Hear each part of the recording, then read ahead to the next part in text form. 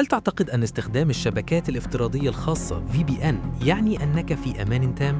الحقيقة أخطر مما تتخيل. نحن نعيش اليوم في مرحلة انتقالية بين عالم الإنترنت التقليدي وعالم جديد تقوده شبكات الكم، حيث تصبح البيانات هي السلاح الأقوى في حرب مخفية لا يراها أحد. في هذا الفيديو سنكشف ما لا يقال عن VPN وكيف يمكن أن تصبح تقنيات الحماية الحالية عديمة الفائدة أمام قدرات الحوسبة الكمية. استعد لرحلة عميقة خلف الكواليس، حيث الخصوصية ليست مضمونة والأمان مفهوم يتغير كل يوم.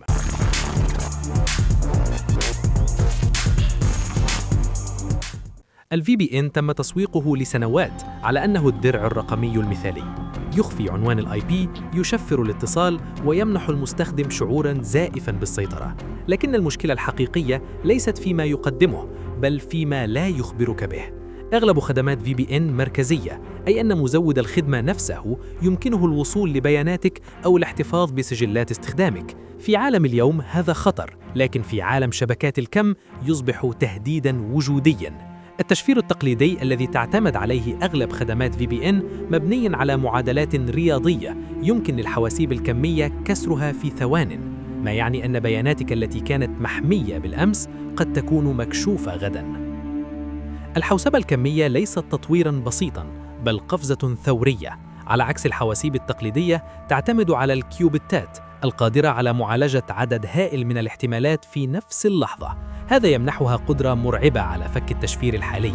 تخيل أن كل كلمات المرور، الرسائل المشفرة والمعاملات البنكية يمكن تحليلها في وقت قياسي. هنا تبدأ الحرب الخفية، حيث تسعى الدول والشركات لتخزين بيانات مشفرة اليوم فقط لفكها لاحقاً عندما تنضج تقنيات الكم.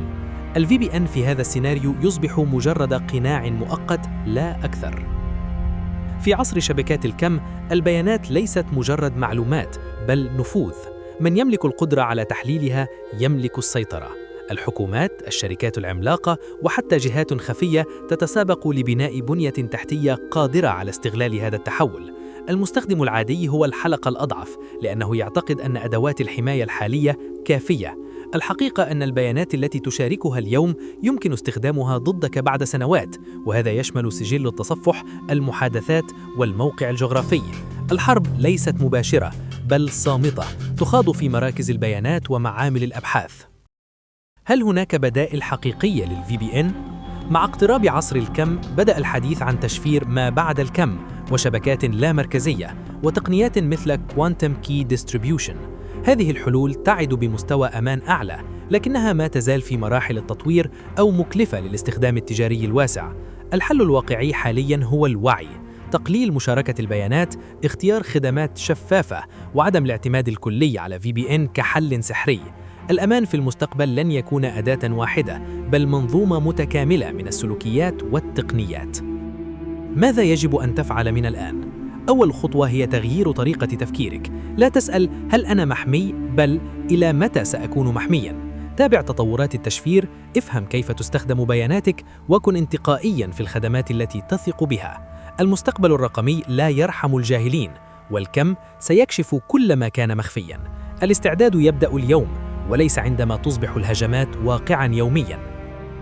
ما وراء الشبكات الافتراضية الخاصة توجد حرب صامتة على بياناتك. عصر الكم قادم، ومعه تتغير موازين القوة والأمان.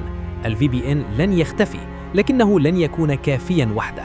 المعرفة والوعي هما خط الدفاع الأول.